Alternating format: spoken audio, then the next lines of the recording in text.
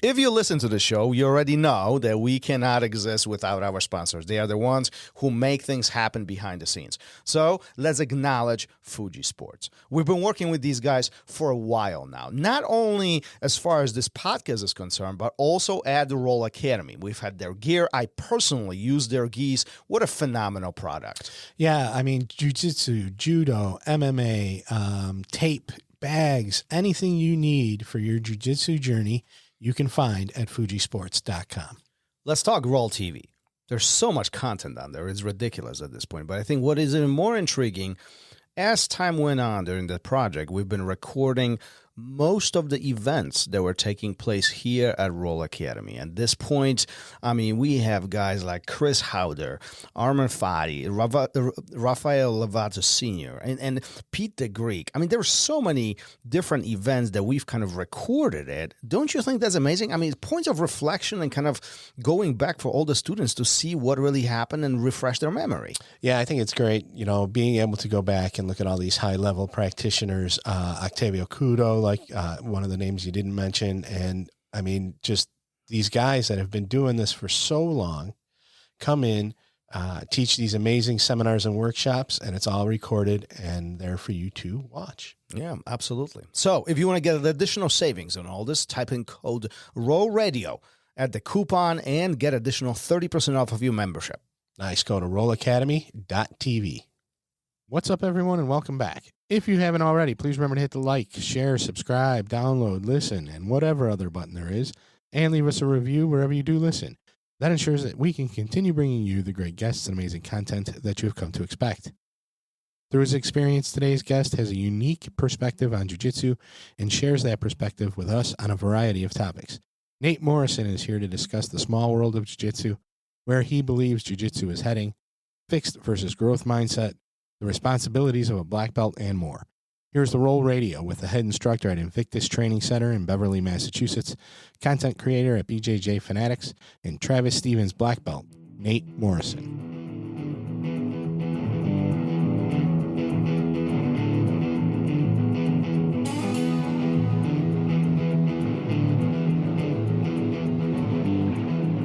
Welcome to RŌL Radio.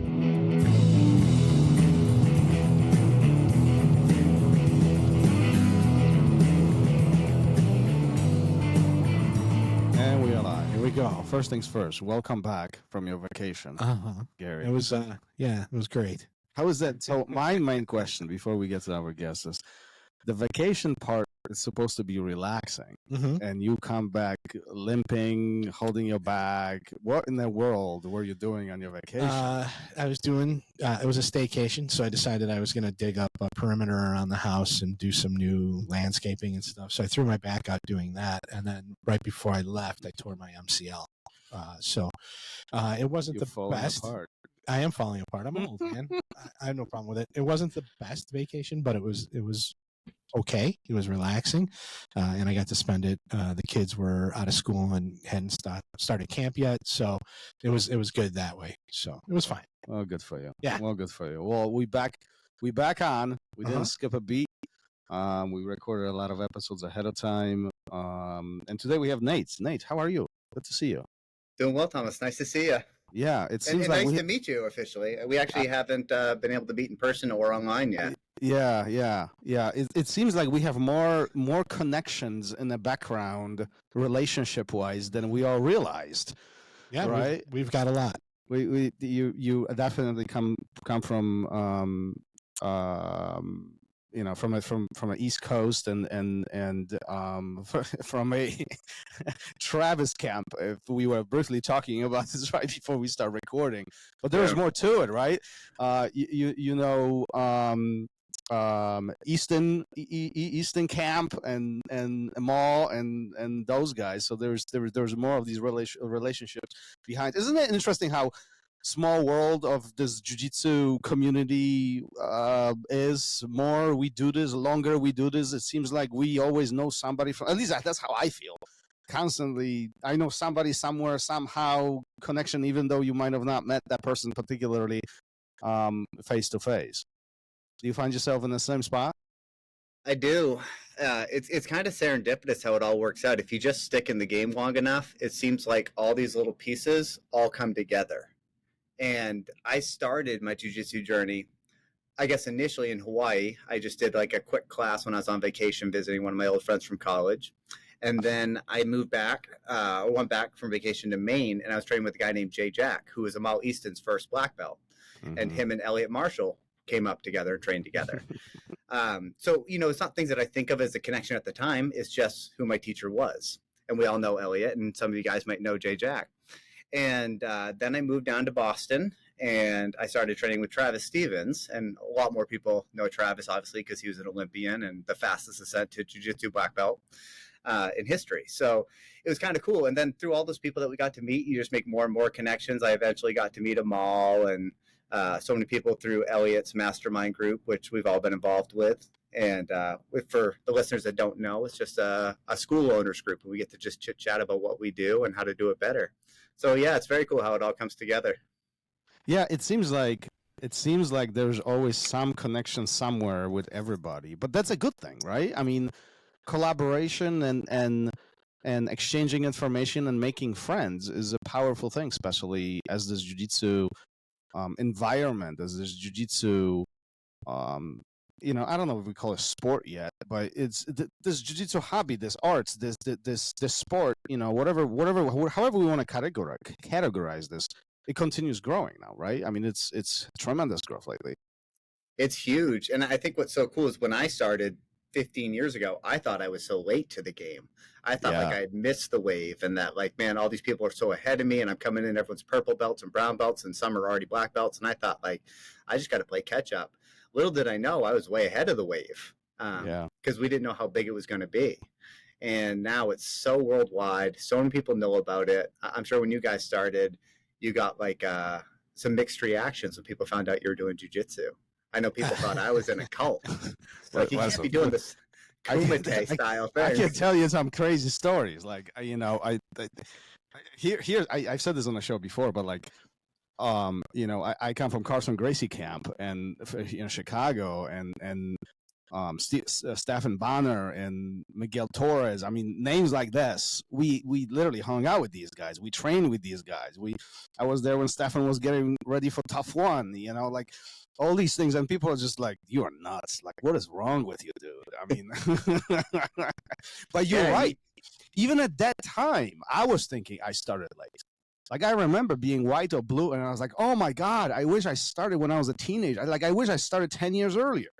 And I feel like you are right. The big wave is now or is about to happen. I guess that's a good thought, a question for you is, do you think we are on top of the wave now, the jiu-jitsu wave, or the best is yet to come? No, the wave hasn't even crested yet. I really think it's just on this upward slope, the trajectory. It's grown like this for a long time. And I think in the last 3 years, it's done this. Mm-hmm. And I don't think it's slowing down at all. I think it's going to be absolutely huge. I'm not saying pickleball huge, but I think it's going to be pretty popular. Yeah. Is that a good thing or not? I mean, that's one of those like $1 million questions in jiu-jitsu. And I feel like depending who you ask, everybody takes a different side here. Some consider this not being a good thing in a sense of they don't want it to be a big Olympic thing and very watered down, of too structured, it kind of, every corner has a jiu-jitsu academy. But the others, that evolution of jiu-jitsu is really serving jiu-jitsu community well, meaning it's more accessible to everybody. What are your thoughts on this? I think it's a complex question because depending on where jiu-jitsu goes, it would elicit a few different answers. So if it became an Olympic sport, I don't think it would be good, because I think the rules would eventually water down the art. Like, what we learned first is really like a self-defense, and maybe second to that, like an MMA style, then eventually a sport. And I think you have to eat your peas and carrots first. I think it's really important to learn how to defend yourself in a fight, because there's nothing scarier than a purple belt who doesn't know how to block a punch or clinch or take somebody down. And it happens all the time. Yeah, it's very common. And I'm not throwing any shade at people that are in that position. Like, I'm sure they'd be fine if they pulled guard in a street fight and started. Like, I'm sure if you knew enough jiu-jitsu, you'd be all right no matter what. So I think on that side of it, that wouldn't be good if that was the outcome. But I think more people doing jiu-jitsu is good because it's humbling. It's good for humanity. It's very good for women and smaller people. I think it gives them a fighting chance. I think it's really good for big and strong and athletic guys too, because it's so humbling, because people that are so much smaller can still wreck them. So I think it's just a good thing for society and just a good thing for mental health. And I think it's just a wonderful activity to be a part of. And I think the camaraderie you find in jiu-jitsu is like nothing else, because it's one of those very few things you can do. And it's so honest. There's nothing else. I can't think of another sport that I've ever played where it's like you get exposed so clearly. And jiu-jitsu does that. And I think people need that in their life. They need authenticity. And it gives you like real life feedback. So I think overall, it would be a wonderful thing as long as it doesn't get watered down too much. Well, so, I mean, first, before we get to the watered down part, you know, do you feel like this is one of those things where people step on the mat and it's really the true character comes out? Oftentimes, people refer to this instructor, refer to the equalizer. No matter who you are, where you're hiding, it all kind of bubbles out at some point. I mean, that your true insides will be exposed. You're almost naked in a sense, where, you know, if you are, Gary, who was this? You are phenomenal with remember. Who said this? It's like, if you are a jackass, you're going to be bigger jackass. If you are a nice guy, you're going to be a really nice guy. Like, it emphasizes your true character. Yeah, it was Drysdale. And he said it basically, it's a magnifier, right? And if you're a decent person, it'll magnify that. It'll bring that out in you. But if you are, I don't remember the term he used exactly, but it'll, you know, if you're not, it'll magnify that as well. I remember hearing Robert say that, and I agree with it. I think that's probably 98% true. Yeah. I'm sure there's some outliers, but I think for the most part that holds true for people. Yeah. Yeah, it's interesting how this simple activity can really make us better. Like I oftentimes reflect on this. Matter of fact, I was just actually thinking about a couple of my students who literally their life has changed because of jiu-jitsu. You know, 5 years on the mat and they're a completely different person.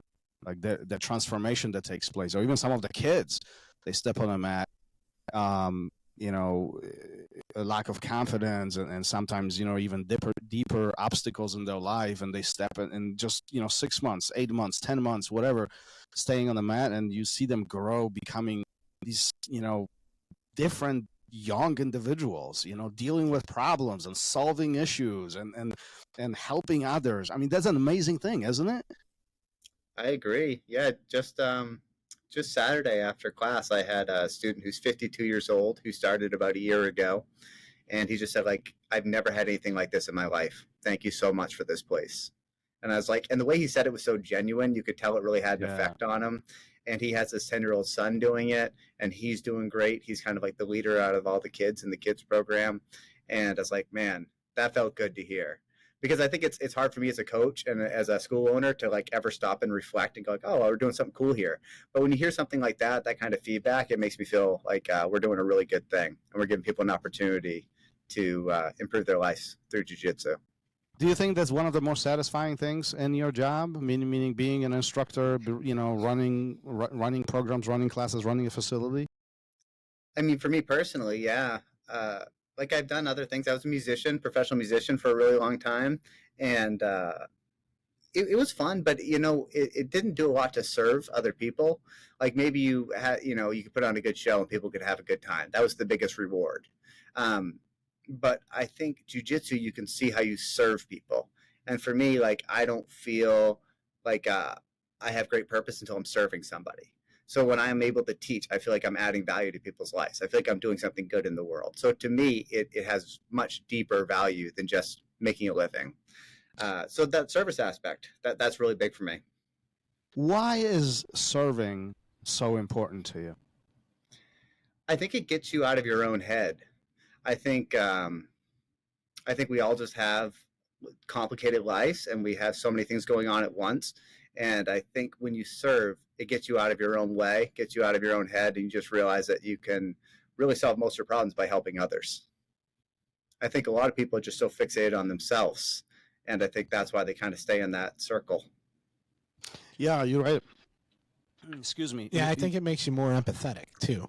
You see, you see the world through other people's eyes, and you know, and you realize that maybe you don't have all the answers and things like that.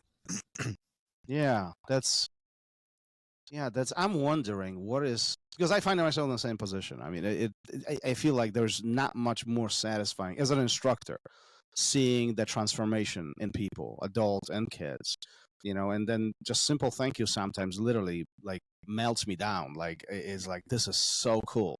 Like, there's not much better than this, or like watching students graduating certain rank. It's like, I remember your first day, and today, years later, you're getting blue belt or purple belt. Like, sometimes yeah, that's like, I get softy on these things. You are a softy. I am softy. I'm a big. But Thomas, I'm with you on that. When I give up a blue belt to somebody, I see how hard they worked for it. I think I'm as excited as they are. I might not show it. I don't want to take away their moment, but I really am. I'm flying high too. I love promoting a student who's earned it. Yeah. It means the world. Yeah, especially if like I've had a few students that, like, and I'll be honest with this, like, I didn't think they would make it to blue. Like, like I'm sure I think every instructor finds themselves in this, and like I really truly work on not being judgmental in that sense, but like sometimes you're like, I don't know if this is gonna work out, like, let's see where this is gonna go, and they go above and beyond and continue surprising you, and they keep coming, and they're still here, like, you can't even get rid of them now, it's like, and then they achieve these levels of expertise, those building blocks, and they keep growing, and they become better and bigger, and it's like, it is so cool to see that transformation. Yeah, I agree. I have this student, her name's Kayla, and she came in, she was a college student, and her first class, she was over in the corner crying. And I was like, oh gosh.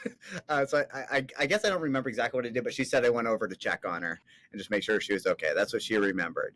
And I just kind of encouraged her, to not feel pressured to do anything on your first day. Just observe and be a part of it, and come back again if you want to. And now I can't get rid of her. She's a blue belt. She competes. She just did PANS this past year. Like, she's getting out there and competing and winning and doing a great job. And she's helping with kids' classes. And she was actually the fastest ascent to blue belt out of any student I've ever had. So I was like, wow, people really do surprise you. And I remember my first coach has this podcast, the J-Jack Uncensored podcast, and it's hilarious. And he had somebody write in, it must have been a student of mine at the time, and he asked, what was my coach, Nate Morrison, like when he was a white belt? There's dirt coming. What was the answer? Yeah. Well, so it kind of circles around to what we're talking about. So Jay had said, I probably won't get the quote exactly right, but he said something like, I don't know this for sure, but Nate seems like the kind of guy that collected Star Wars figurines. And I think his point was, no, not at all. It's completely inaccurate. But I think it was just one of those things that, like, when you're a coach and you see someone come in, you kind of try to figure out where they're coming from and size them up. And that was his initial impression. That's what kind of stuck with him. And he went on to say, like, obviously I took to it and fell in love with it. And I was one of those people that the first 6 months or so, I think people thought, like, man, this might not be for you.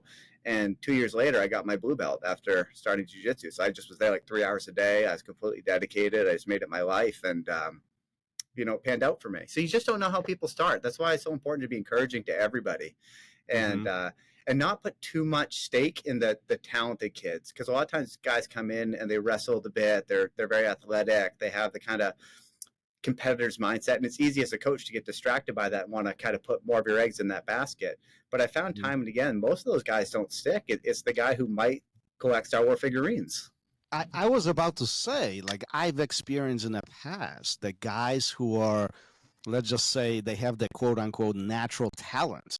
They just very visible on the mat. Everything just comes easy to them. I find, like, oftentimes they actually don't make it.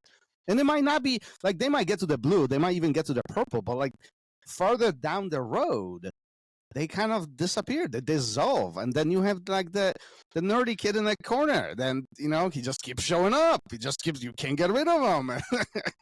And they keep doing it well. Have you found yourself in a similar situations? Yeah, more often than not, it's true. In fact, I've kind of learned to not ignore those students, but just make sure that they're earning my attention just as much as everybody else. I try to stay even with my students. I try to connect with them all. Obviously, when you have a number of students, you can't connect with every single one every day or even every week, but you do your best to make sure you're making a connection with everybody. Because, there's a phrase that's always stuck with me. No one cares how much you know until they know how much you care. So I think with a lot of students, if you can make that connection to like show that you care about them, it really goes a long way. And one of the ways you show you that you care is that you don't give someone else too much attention, especially if they just started and they haven't put the work in. So that makes those guys stick. But my theory on it is that a lot of those guys have early success, and they probably had a lot of early success in everything they did. Because if you're fairly athletic, you can pick up football, you can pick up basketball, you can pick up baseball. But with jiu-jitsu, the most talented kid, like if Travis Stevens is 100 and like the worst student ever is a 0, the kid with all the talent in the world starts at like a 10. No one starts at a 50 or a 60 or 70. No. So eventually they hit that point where they have to work just like everybody else to get up to 100. And I think when they hit that point, a lot of them give up because the natural talent doesn't carry them, and now the hard work has to take over. Because and the kids it's no longer easy, right? No longer easy. And that's why I think musicians and engineers tend to do so well in jiu-jitsu. Because musicians are used to sitting in a room for 5 years with no one wanting to hear anything they do before they can even play for anybody that would listen.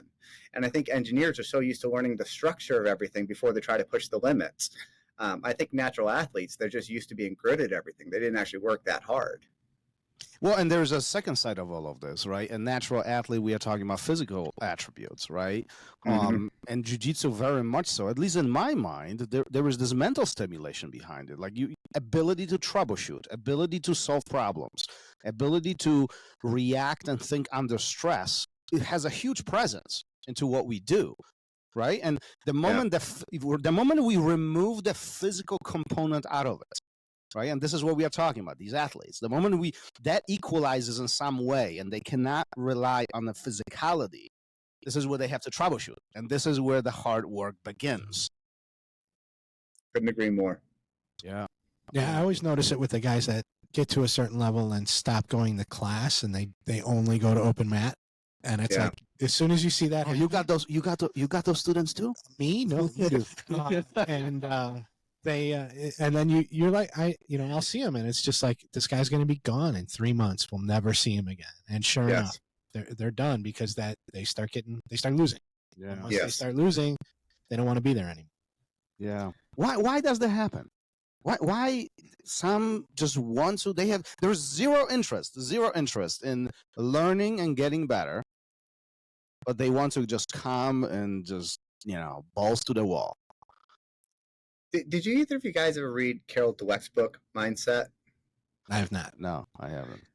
So what she talks about is like a fixed mindset versus a growth mindset. Right, I'm familiar with that. Familiar with that, yeah.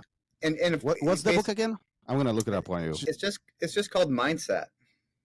Okay. And what's good about the book, I understood the basic concept of it, but reading the book gave a lot of examples because I was convinced I was growth mindset in all areas. No one is. We're growth mindset in certain areas and maybe even many areas, but we always have a fixed mindset in something. There's some area we could grow.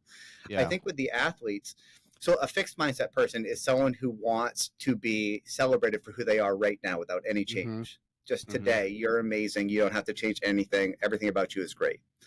A growth mindset is someone, regardless if the road is difficult or there's criticism, they're fixated on development over anything else.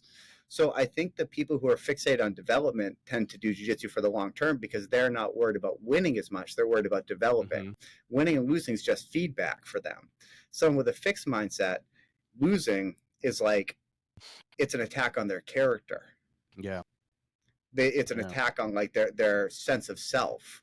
Their values, their values. So it's like that becomes a lot more difficult for them to process. So until they can shift a fixed mindset to a growth mindset in that area, they're going to have a hard time.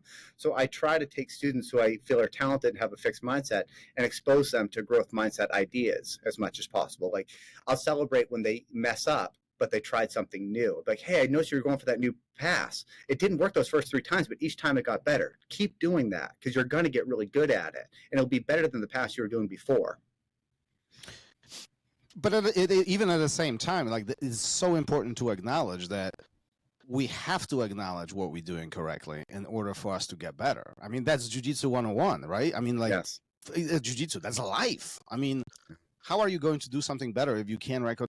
step one of fixing a problem, it's identifying there is one, right? Yeah. I mean, like we have to say, hey, I suck here, so I can fix this right now, right? Yeah. Yeah, and taking ownership of it is really freedom, because it's like now you are the one who can make the change. But if everything is someone else's fault, or it's just like you're not getting the credit you think you deserve, like there's no path to getting better. Yeah. You have to take ownership. You have to be fixated on a growth mindset. Otherwise, you're going to top out really early. And yet a lot of us are stuck in that fixed mindset bucket, if you will. Yeah. Yeah. Yeah, 'cause I'll tell you, like I suck at everything. Like I'm a perfectly average human being. I've never did like that great in school. I was never that athletic. I was never even a good musician.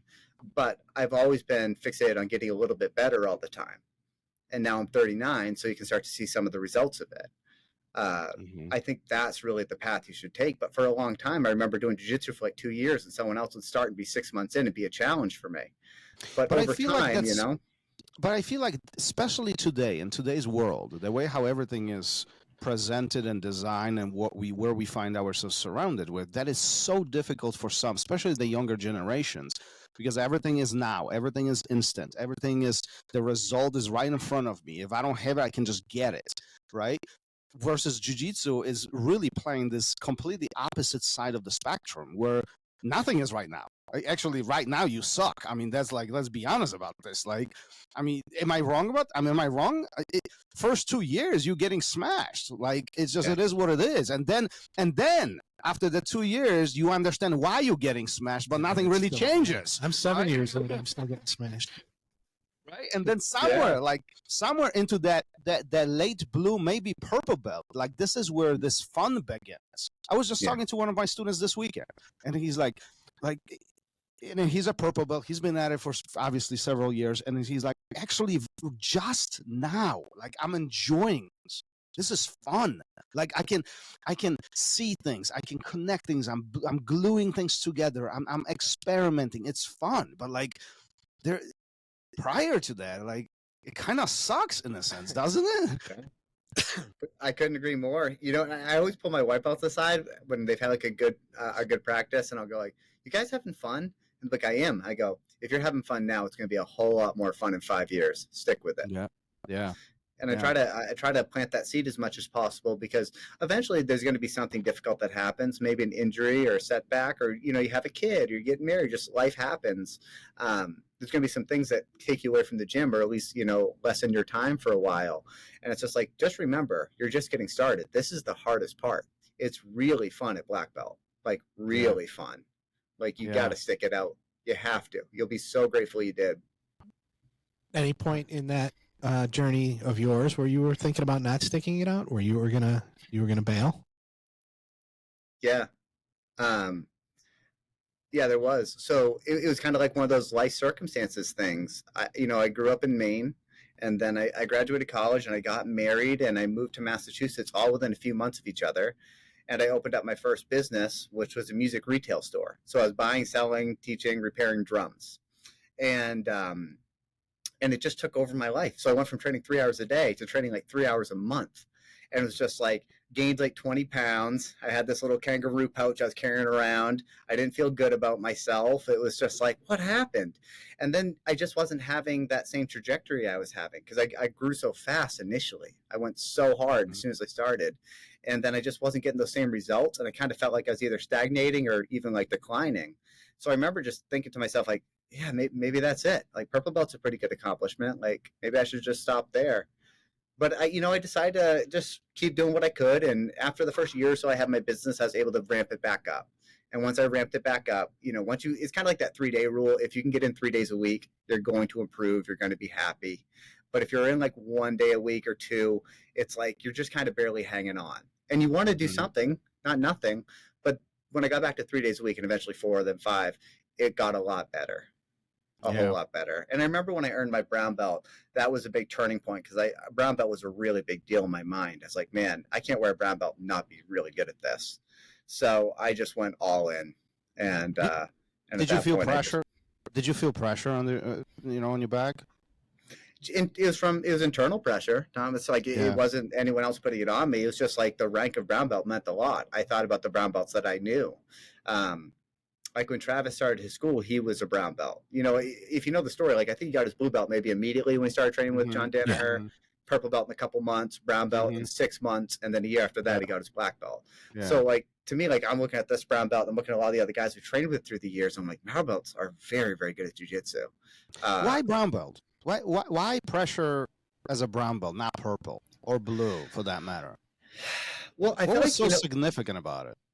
I think it's because you're on the upper end of the advanced. Like, so if you think of like your white belt as being like level 1, your basic, like there's not really much expected of you.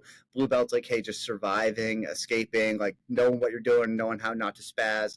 Purple belt, yeah, it's time to perform, but you're going to get caught by some blues and you're going to get caught by most browns. It's kind of like this gray area where I think a lot of purple belts can, they can kind of float in the middle.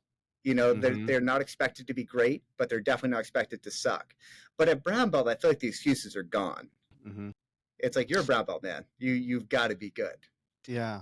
I mean, there's a reason why I'm asking, because many instructors of these and many guys in jiu-jitsu community that I spoke with, I've had conversations with, you know, they describe the same thing, and I always felt the same way. Like purple is the one where you can mess up and nobody will say anything. Like you can, you know, you're like the stepchild, like you know what I mean? Like it's like you can, nobody cares, like, you know what I mean? But once you get the brown, you're like, oh wait, like you're one step away from the black. So now the pressure is on, you know, like now you need to deliver a certain way. And I oftentimes ask the same question, see if you know, what's the logic behind it for everybody, because it's interesting, right?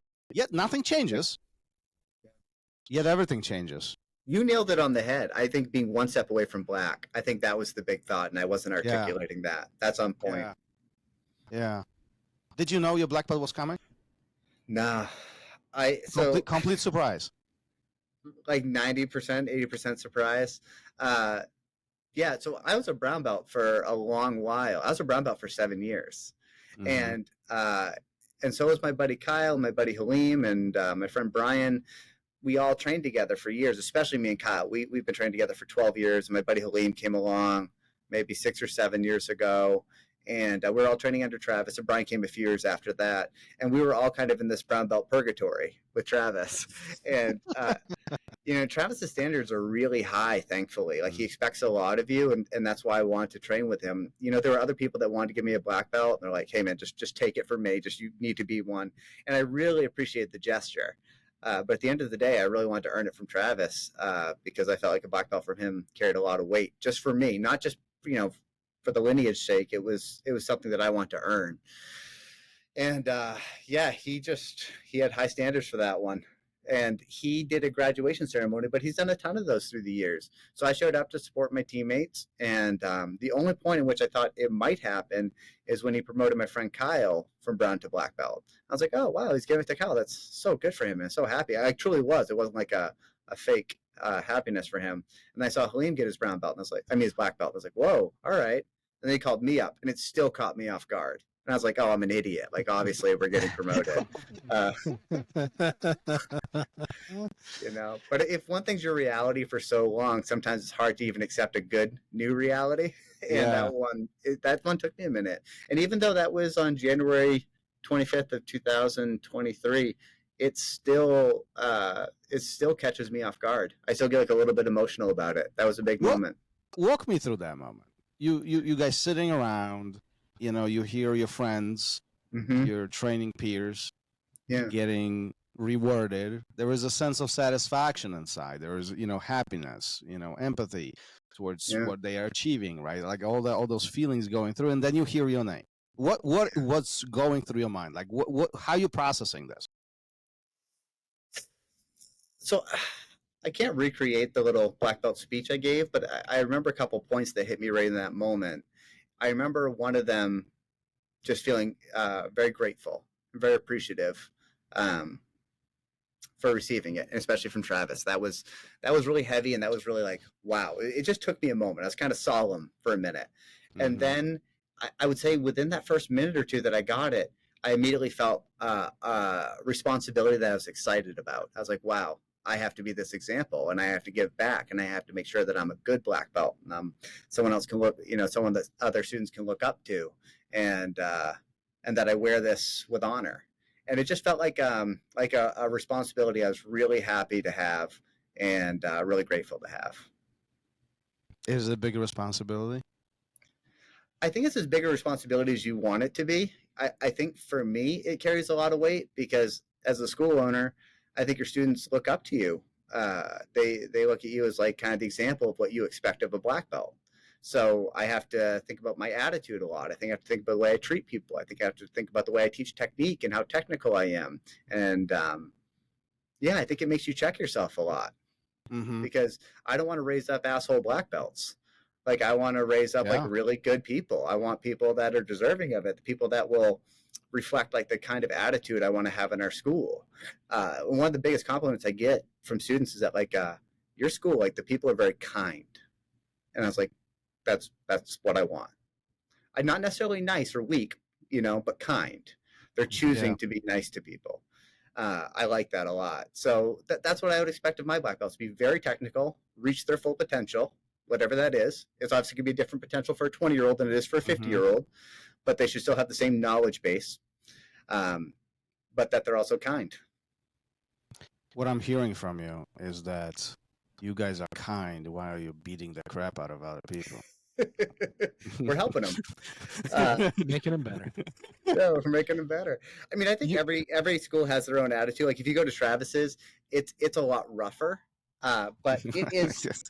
It's a good thing. Like, it's with Travis, like that's his personality. It's not a It would be a violation of Travis if he tried to like run it like he's a super kind, easy-going person. Like he is intense. And I mean, we've had him on a show a while back, but it's just listening to him telling a story of his life.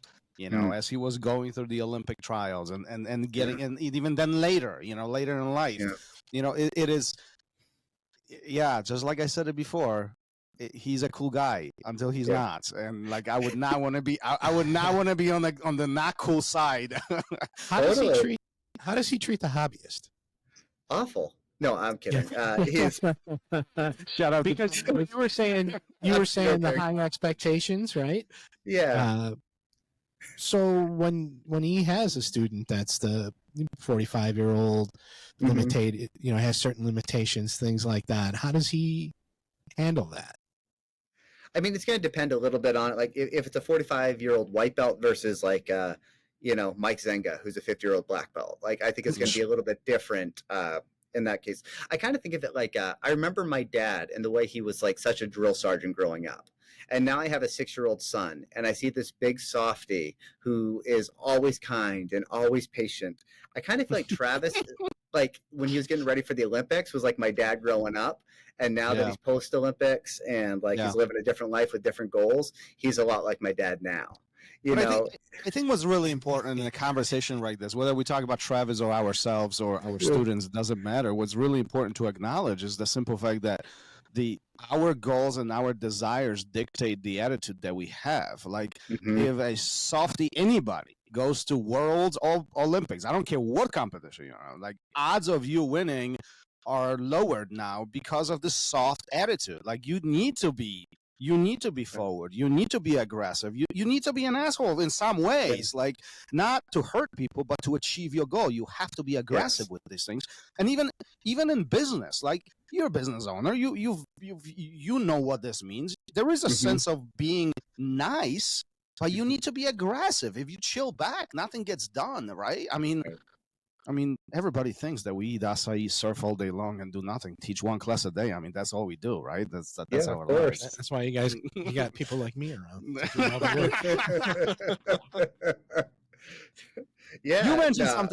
You mentioned something interesting a moment ago, and 7 years at brown belt. There's often a conversation that I've witnessed or even was brought up into directly to me, where student exists in a certain rank for very, long time outside of what is that perception regular length. You know what I mean?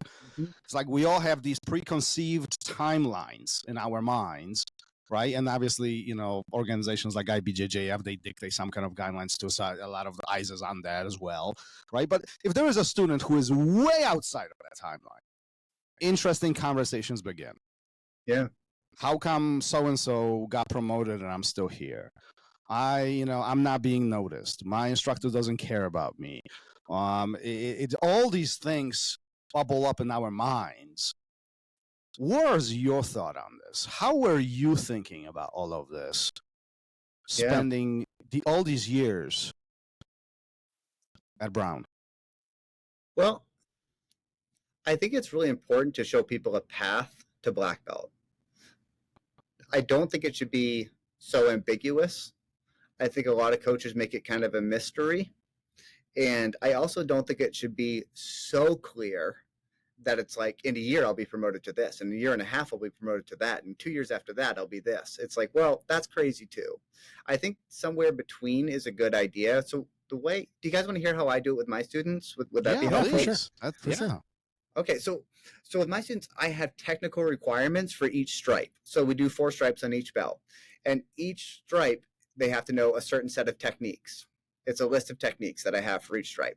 And if they know them all, I check them all off. I have them show me them after class or before class and just give them a little thumbs up or thumbs down on that technique, whether they have it down.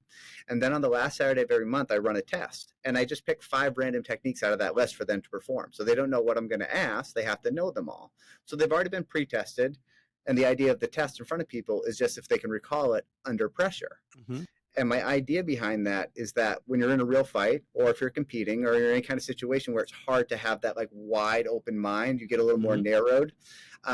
What do you recall? Because a lot of people can recall things when there's no pressure, but when there's a little pressure, everything becomes a lot more difficult. So that's the idea of the test. And once they get through their 4th stripe, they're eligible for the next belt. And that's when I get specific. I'll say, hey, I need you to work on this or that. You know, your guard passing is a lot weaker than your guard play. If you can work to even that out a little bit, I think you're going to be ready for your purple belt within the next, 3 to 6 months. And give them some kind of path so they know what to work towards. Yeah, see, I love this because, one, I come from old school backgrounds, Carson Gracie Sr., nobody talked about, and I love Senior. I love those guys, but nobody talked old school. Just whatever, 2 decades ago. Nobody talks about belts. Matter of fact, you mention a belt, you're probably not getting one. Like it's just, it is what it is. And some of the environments there still exist. But I think as all of this gets bigger and it continues growing as a art, sport, hobby, however you categorize this, communication with our students is critical to their success. How are they supposed to learn something if they don't know what they are supposed to learn? Like, that's huge, right? I mean, and so many instructors, I feel like that they ignore this. It's almost like shoot off the hip, oh yeah, he's okay. Yeah, let's, no, we're going to hold him. I don't like that person. Let's hold him back. I mean, that does happen in all around, doesn't it? Before, when I moved to Massachusetts, there was a short time before Travis opened up his own jiu-jitsu school. And in that time, I trained at another school, and I just saw people get promoted so far above me. And like, I murdered them on the mats. I showed up to class. I was technical. I was nice to everybody. So I was like, I wasn't upset about it because I didn't think I was actually deserving. So I wasn't thinking like, oh man, why are these guys? I should be there. But it's more just like, why are they there? It was just confusing.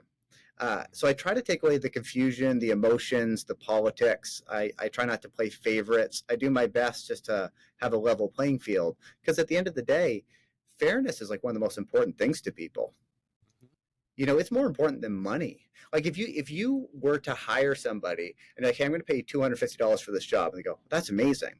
And then, they do it for a year. Like, what? I'm going to pay you $1,000 for this job. I'm like, oh my gosh, you quadrupled my salary. That's incredible. But then they find out their friend makes $2,000 for the same job. All of a sudden they have a problem with the $1,000. Not because they didn't make enough money, because it felt unfair. It's not fair. Yeah. And I think you have to be very careful about that in the way you promote people. It's like, well, why did that guy get 2 stripes? Like, I show up more than he does. And I feel like I know these techniques even better. And it's like, well, you just take a lot of the politics out when it's like, well, you didn't do the test. Let's check your attendance. Let's see how many tests you did. You didn't do them. That's why. Just I want you to get promoted. Just do it. Do the work. Do you ever get pushback on the test? When I first started, there was a lot of pushback, but this is how I learned from my first coach, Jay Jack, and I just thought it was so systematic and smart.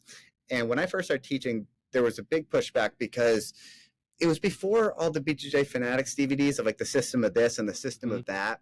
So I think a lot of people thought systematic teaching was stupid. They're like, no, you teach 2 or 3 techniques and then you roll for an hour. The toughest man wins. Yeah, and yeah. And that's listen, and that's I love showing up to a class like that. I think they're so fun. I like as a black belt, if I show up and they show 2 techniques and we can roll, I'm like, awesome. But as a school owner, I don't know if that's the best way to do it. So there was a lot of guys. I remember at one point I had like 10 or 12 students that all walked out at once and started their own school. And the funny thing is, fast forward a few years, what are they doing? They're teaching systematically directly off the DVDs because that is the standard now. So well, one, it helps students be more successful. I mean, that because ultimately, what is our job? Our job is to make our students better. I mean, at its core, that's why we're here, right? So how do you do that? You know, and the interesting part about all of this is that, you know, you see plenty of people out there who have, I don't know, amazing barambolos, but they don't know a simple cross choke. And that is, I think, very interesting dynamic that is unfolding today in Jiu-Jitsu. And I'm curious what your perspective is on this. We have a lot going on, especially from semi-professional and a professional sport perspective, where you have these athletes developing very specific systems, and they are really good at them. But that does not necessarily reflect a fundamentals or core of Brazilian Jiu-Jitsu. Is not necessarily what a white belt in the first 6 months should be learning. And yet, this is what they are exposed to. So from one side, it's very difficult to blame a student that he's very much so gravitating to what so-and-so is doing, right? At ADCC or whatever. All right, we're not going to talk about ADCC because that's drama on its own. But, you know, whatever platform they are watching, yet the expectations at the academies might be completely different. I mean, different planets, right? I mean, talk about unfair environments. Yeah, I mean, so it's kind of like we're all drinking from a fire hose now. Yes. Where before we were like, if you go back 25 years, we're like reading magazines to figure out techniques, and you go back 15 years ago and you're getting like Saulo Ribeiro's book or Marcelo Garcia's Butterfly book. And I still think those are great references. But now there's just such an overload of material available. Yeah. The problem is people don't have a good filter by which to decipher what's a good technique for them to learn or if it's appropriate timing. So a lot of the stuff that BJJ Fanatics is putting out or any other company that's making content like this, they're teaching to purple, brown, and black belts mostly, or very talented blue belts. White belts just need to learn the basics. And blue belts need to refine the basics. And then purple belts can build their own game and start to build systems. It's like it has to go in a certain order. And of course, this if you have a very talented person, even at white belt, you could be learning deeper systems and understanding stuff. But if you don't have a good bridge, you don't have good shrimping, and you don't know how to frame, and you don't know how to tap before you're hurt, there's like a major missing component. And I've seen that even with some of my students that come in, they just want to jump right into intermediate or advanced classes. But I'm like, you're the person that injures everybody, and you're the person that gets injured. Then you're the person that has a problem with everyone, or everyone has a problem with you, and you quit. You really need to learn basics. So I think all this material is awesome, but I think you really should almost abstain from it all until you're a blue belt. But that's hard, Nate. What are you talking about? Yeah. Unless you're getting like certain material, like, I don't know, like even my instructional on Fanatics, I wouldn't recommend looking at that to your blue belt. But you know, like Daisy Fresh has a good instructional for like white to blue belt, and they go through like what Heath teaches all of those guys on the first stripe, second stripe, third stripe, fourth stripe. He does the same thing to blue belt all the way through. So maybe if you don't have access to a great coach, maybe that would be a good, you know, thing. But I think most people just want to pick up like Gordon's latest DVD. Of course. And it is badass. It's awesome, but it's not fundamental. Yeah. Yeah. But again, at the end of the day, people are buying them. It's growing jiu-jitsu. It's inspiring people. It's not the biggest problem. Yeah, but it's interesting how all of this evolves. Because as you mentioned, 20 years ago, I mean, I remember being white belt and looking at magazine, a Black Belt magazine. That was it right there, you know, and like, or looking at books. There was no DVDs. There was no, DVDs. There was nothing online. I don't even know if Google existed. Like, I mean, it did, but like, you know what I mean? But like, I said this story so many times. It's like, I remember looking at the book and you have 4 pictures on a page and you're scratching your head. How did they get from point 1 to point B? Like, this doesn't make any sense whatsoever, you know? And like, but damn, we sat there. We were at the academy for hours trying to pick it apart, trying to figure it out. You know, and sometimes we didn't. We didn't even know what the hell we were doing. You know, but today is like the opposite side of the spectrum. Yeah. It is the overload and oversaturation of the information is so great that if you don't know how to catalog it, you're going to drown. No? That's really well said. I mean, I sometimes, like, I have conversations with my students and like they are coming up to me and they are showing me something that they can't figure out. And like, oftentimes I scratch my head and it's like, I mean, we can dissect this or we can just work on your balance and utilizing gravity so you can escape. Like, I mean, yes, you know, which one? But that's the hard part too, because then how do you say no to a student who is really trying to be stimulated in jiu-jitsu, right? I mean, it's not so easy these days. We've talked about it before. I mean, I think that Nate was talking about, you know, representing a black belt and what a good black belt is. Isn't that part of it? To be able to say to them, hey, you know what? This is awesome, but we maybe need to go back a few steps before you start doing that. Would you agree? Who are you asking? Either one of you. You're the black belts, man. I'm just that purple belt. I'm still. I think this is where communication comes in. Clear, transparent communication with clear expectations. Like, this is what's expected of you. You want to look at, you know, Gordon's latest DVD or instructional, that's fine. But like, this is still expected of you. You need to know this to move on to the next level. And I'm happy to help you with this. But until this is done, like, where are we doing here? Yeah. I mean, I think it's one of those things you just got to handle with kid gloves a little. You know, because you don't want to like extinguish anyone's fire. I want people to be excited about it. I want them to learn new material. So I'll usually show them if I can figure it out what they're talking about. Typically, the problem is they saw something online that they don't understand. They're trying to tell it to you, and they're probably not doing it well. And then you're trying to translate all of this and figure it out. And you're like, dude, like, you're gonna have to show me the video. Gary, what do I always say when people come to me with a technique? Show me. Yeah. Don't tell me. Don't tell me. Show me. Just show me. Exactly. And I do the same thing, but so I'll often entertain it just to show them, but then I try to find a way to connect what I'm doing to that, because it's usually inspired by something like, oh, I see this technique you're teaching from the mount. How do you do the ninja roll from there? It's like, well, here's the ninja roll. All right, but in order to do that, you have to understand these 3 things, and then we can talk about the basics a little more. So I didn't like, you know, I didn't dismiss them in any way. I still made them feel heard, but I also made sure that like they were learning what's more important. Yeah, no, absolutely. And that's, I think, overall, that's what separates the good instructors from everybody else. You know, the ones who are empathetic, the ones who do help, the ones who put their students in front of themselves. You know, and I think we need more people like that for this sport to be really amazing as it is today. Agreed.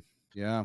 It's like, you know, like I always like reading Jocko Willink stuff. I'm such a mark for his stuff.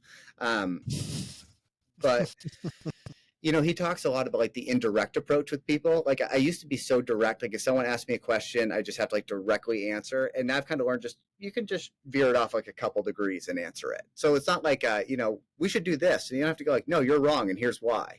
You know, like, I hear you. Absolutely. Can you tell me why you feel that way? Okay, well, here's another idea. And like, let's see if we can figure this out together. And you're like, you never had to tell them no. You never had to tell someone they're wrong. You can just kind of like find a way around it without hurting anyone's feelings. Because again, you want everyone to feel encouraged. Yeah, that's a skill on its own too. You know, knowing how to communicate with people, knowing how to communicate with students. Yeah, so many different personalities, but it's, you know, it's something I get really excited about, because I think people are just the most precious resource on this earth. So I think if we can really invest in people, it's the best investment we make. I agree. I agree. Do you remember you mentioned your first day was in Hawaii? Is that what you said? Yeah. On a trip? Why in the world do you want Hawaii? What is wrong with you, man? Why are you going doing jiu-jitsu in Hawaii? Crazy, right? I had this good buddy from college. His name was Cavelu. And believe it or not, they ran a jiu-jitsu club in his church. And he invited Well, that's me to, interesting. That's the toughest church in Hawaii. yeah. And after spending a little time there, I got it. Like, Hawaii's a strong fight culture. You know, he talked to our buddy Gilberto Castro about it, who owns a little RŌL. Like, it's a strong fight culture. We had him on, yeah. He's the best. And, you know, it was really neat. So his pastor, Vince, was in the group. He wrecked me. He had this guy named Aaron, who was the black belt coach. And it was basically a bunch of white belts, and a bunch of them knew how to scrap, at least a little. And I just got wrecked. And I thought, like, wow, that's really cool. And then when I went back to Maine, I thought, you know, I got to start this. And it did take me a little while. At the time, I was doing like triathlons and other useless events. And Useless events. like, I go back and like, come on. I like how you prioritize everything. Jiu-jitsu's here, everything is garbage. So, I mean, listen, I do stupid things too. Like, I love pickleball. I realize it's dumb, like, but it's fun, and it's like a little bit of cardio, but it's not replacing jiu-jitsu. Like, jiu-jitsu's king. So it did take me like a year or two to get into it after, but then I got into it, and it was, I would say, more of my first class, like when I actually started in Maine. And I remember walking into the academy in Portland, Maine, and seeing like a room full of like the roughest dudes I've ever seen. Like, everyone was tatted head to toe when it still was like a little bit, you know, Taboo. So, yeah, it's still taboo. It wasn't like something you saw that often. And I remember as soon as I walked in, this dude just looked at me and he goes, "Kick me." And I was like, "What?" What? And I was like, "Why?" He's like, "I'm getting ready for a fight. Kick me in the leg." And I was like, I don't even, what is happening? And it was so weird. And then I meet the instructor, and he's just got like satellite dish cauliflower ears. And he looks like a bulldog, and he's just scary looking dude. Turned out to be the best coach I've ever had in anything that I've ever done. So shout out to Jay Jack. But that's how I started. And I just remember being like kind of scared out of my mind that first class. But I just eased in over the next few months, and it got me. I remember getting my first sub on my friend Brian, who I started with. And when I got that first sub, when he was fully resisting, I was like, oh, this shit works. Like, this is worth putting my time into. What sub was it? Yeah, what was it? A rear naked choke from the back. Classic. Yeah, and I just remember sinking it in. There's nothing he could do. And I was like, whoa, that was pivotal. And that really got me in. Because up until then, jiu-jitsu wasn't so proven. I mean, it was in a lot of ways, but at the time there were still arguments about like which art was better, and like, should you be doing Muay Thai or wrestling, or it wasn't so definitive like it is now. And I wasn't totally sold. I didn't know until I felt it for myself. And then once I felt it for myself, I got it. And that was it. Why submission is so satisfying to us? You're describing that rear naked choke. You're sinking it in, which is not yet. He's not done yet. Like, but there is this point of satisfaction. And I think a lot of us experience this. This is why we hunt the submissions. Right, but why is it so satisfying to have ultimate control over another human being? Man, I think it's like, this might not be the best analogy, but they talk about like with drug addicts. A lot of time, the most satisfying moment for them is not when they ingest the drug, take the drug, and inject the drug. It's the second the drug is in their hand. It's inevitable. It's the finality of it. It's like, this is happening no matter what. And I think in jiu-jitsu, we get that drug of submission. It is so addicting. And I think the second we sink something in, that's the most satisfying part. It's not even the tap. It's the inevitability of this being a final. Like, I am getting this. There's nothing you can do. You're going to tap. That's actually the satisfaction. Mm-hmm. Yeah, I would agree. I never thought about it that way, but I agree. Yeah. You just got to have it in your hand. Just you have it, yes. Because it's ultimate. It's like ultimate control. It's ultimate control. Yeah, it's when you know. When you know, and you know they know, and they know you know. Yeah. This is where trash talking. This is where trash talking begins. You whisper in their ear, right? Totally. Yeah, it's the best. And if there's anything we get good at as we move up the ranks, it's pretending we're not caught. But when you got them, it doesn't matter what their face is saying. It doesn't matter what the body. It's like, I know you're going out. Yeah. You might wait to the 8 second, but Yeah. I know you're going out. Yeah. And there's just something about that just never gets old. Yeah, no, it doesn't. You're right. It does not get old, no matter how long you train. That's the beautiful part of jiu-jitsu. Nate, we've been on this for nearly an hour. Before we start wrapping this up, what we do at the end of every episode, we have a question for you from our previous guest. Sure. He didn't know that you're going to be answering, so think of it as he asked it completely in blind, but it always creates an interesting dynamic to the end of the conversation. Gary's going to take a lead on that one. Yeah, so this comes from John Combs, and John wants to know, what was your favorite and least favorite competition experiences? Ooh. Man, both of them were losses. And Okay. I'll tell you why one was good and one was bad. The one that was good was this past year at Masters World. It was my first time competing as a black belt, so different league. And the guy caught me in a loop choke. But I tell you, I wasn't nervous at all. It was just all fun. I got out there. I was pumped up. I had trained hard. I was ready. I got caught, and I was like, I felt totally satisfied because I felt like I did the best I could. I went in prepared. Mentally, I was in a good place. And the result didn't determine how I felt about myself or my value. It was just, I did what I was supposed to do. The result is the result. That was probably my best experience. My worst one was on Fight to Win. And I got the submission of the night, but it was done on me. And I was... Yeah. Okay. No, publicity, right? Still publicity. Okay. So there was this guy who competes a lot, and his go-to move's the calf crusher, which I knew. And I have a pretty good calf crusher. But no, like I haven't won 100 competitions with it like this guy. So I thought, like, I'm going to catch him with the calf crusher. And I set it up, and it's looking pretty good. And you can hear the announcer going like, looks like Morrison's got the calf crusher. This could be, it's been reversed. And and he got me. And just like the feeling of like everything was like, I got him, and just crashed. Just crumbled. And I remember looking out, into the audience, and I probably had 65, 70 students and friends out there. And I just looked, I was like, that one hurt. I think that was like the worst one. Because again, I didn't prepare well. I probably went into it a little cocky. I did get called the last second. It was a weight division up. Excuses. But it was like one of those things where I just wasn't prepared. And mentally, I should have had a better game plan. So I feel like I didn't do everything I could to be a success. And I feel like that was the failure. So you mentioning, as you're telling both of the stories, interesting things come to my mind. You mentioning confidence, being prepared, to be specific. And then obviously there was a result that those two matches end with. Mm-hmm. Why our confidence is more satisfying than the actual result of the actions we are doing? I think it's like I think it's if you prepared the best you could, that is the victory. Like if you showed up, you trained, your diet was on point, you did what you were supposed to do, and it just worked out the way it worked out. I think you feel a lot better at the end because you went in confident, you went in doing everything you could do. But I think if you go in, you didn't really have a good camp, you didn't, you didn't fully prepare. I think you just go in, you're like, I'm going in with like an unloaded gun here.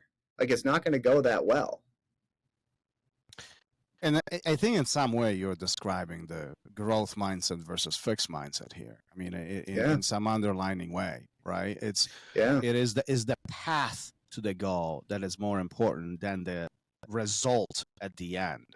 And oftentimes we find especially in jiu-jitsu students, we all find ourselves in these spots where, we don't necessarily want to put the grind in, yet we are hunting that submission or perhaps that rank, or maybe the result at the tournament, or whatever the goal or milestones might be for an individual student, but we hyper-focus on the end versus really focusing what we need to do and allowing that to be the hyper-focus of the situation, isn't that?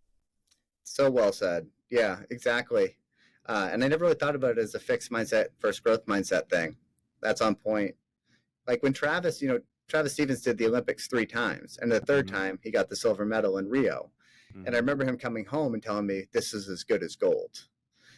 And the way I interpreted that was that he did everything he had. He left everything he had on the mat. And for him, this was a victory. Yeah. And obviously second place at the Olympics, especially being an American, there's a lot going against you. You're not born into like judo, like some of these guys are. So that was huge for me. And, I get the opportunity to talk to so many good athletes because where we're located, we're in the same complex as BJJ Fanatics. So we get to see all the athletes all the time and get to train with a lot of these guys. And we get to talk about like wins and losses. And all of the guys, regardless of the result, they all have a growth mindset. All the ones that are winning at the highest level. It's always just, I need to work on this and this and this. It's never about being down on themselves. They may have those moments, but within a day, it's like back to work. It's always just back to work. Let's develop the next skill set. And I love that. Yeah, that's, I think, one of the areas that we all can improve on. We all can get better at, really looking at what we can do better and how we can grow, especially in jiu-jitsu. I think that's so important. Nate, so black belt life is good. You continue getting better. Life is good. Academy is good. You have your students. What do you need to improve on? I mean, it seems like life is pretty perfect to you, huh? Trying to buy a house, man, the market's tough. Yeah, I wouldn't want to be out there right now. I'm one of those guys that got locked in at 3% like 6 years ago. So good for you. Yeah, my fiance and I are trying to find a house right now. We have the down payment ready, everything, and we're just getting outbid by like cash offers for like $500,000 more than they're asking. It's like, Jesus. What is happening? Yeah. I gotta think these are going to be like underwater mortgages in the next few years, or maybe I'm wrong. But so I would say working on that side of things, just getting my financial house in order, because with COVID, we really took a big hit. I think everybody did. Yeah. Certainly, and it took some time to recover. And even though everything's going well now, losing a few years of income really hurt. So I think just making sure that I have that kind of stuff in order so that all the stuff is sustainable. I think that's a really important point for jiu-jitsu coaches. A lot of us just love what we do so much, but we don't really think about 10 years down the road. You can't keep doing it as a passion project. You have to make sure that you're making a good living and that it's worth it for you and that it provides for your family and all that kind of stuff. So that's been a big focus for me, to make sure it's really a strong business and that I can employ other people, because that to me is really satisfying to be able to have other people. Are you looking for somebody? Yeah. I'm trying to get rid of Gary for God knows how long. Can't get rid of that guy. I'll be out there in a minute. Yeah, if you like the Boston area, come on out. No, we got a great team. We got like 12 coaches on staff now, and they're phenomenal. We are so fortunate. We run a great operation, and very proud of these guys. Good for you. Awesome. Good for you. That's amazing. All right. Well, before we start wrapping this up, where can people find you? I mean, first of all, next time I'm with Fanatics, I'm going to swing by your place. So that's one. Yeah, please do. But where can anybody find you if they want to connect with you and pick your brain and perhaps train with you? Where are you available, Nate? Yeah, the school's Invictus Training Center. We're located in Beverly, Massachusetts. So if you're in the Boston area, it's about a half hour north of the city. And again, if you're ever in the area to go to Fanatics and record, it's very easy to walk next door and find us. If you don't get lost in all of the buildings and hallways. Oh my God! It's 2 million square feet in this complex. It's wild. It's crazy. It's crazy. I've been there 3 times, and every time I get lost somehow magically. I don't know. I know. It's been my job more than once to escort people back to Fanatics. But yeah, and if you're looking to find me on Instagram, it's Nate Morrison BJJ. So you can hit me up anytime with any questions you have, and always happy to connect with more jiu-jitsu people. Awesome. Well, Nate, I appreciate you being here. I appreciate you doing what you do. That's number one. I mean, we need more phenomenal coaches who have a vision up front, have vision ahead, really set their students for success, have transparent communication with their students. I mean, truly, this sport, this hobby, this art needs more people who are in a positive way impacting our students, our communities, because that ultimately will set the path for the future. This is what our kids are going to be dealing with, and you know, I do appreciate everything that you've done, Gary. Yeah, thanks for everything. It's good to see you again, and thanks for the good stories about Travis. But more importantly, talking about service and kindness, being kind, and the difference between that and like being weak. So I appreciate that, and that's what I'm going to take away from today. So thank you. Thank you, guys. Appreciate this. It's been a lot of fun. Cool. A lot of good stories. All right, Nat. We'll see you around, and we out. All right, peace. Later. Thank you for listening to RŌL Radio. If you enjoyed the show, don't forget to leave us a review and help us make the show even more amazing. For future episodes, check out our website and follow us on all major podcast platforms. Take care.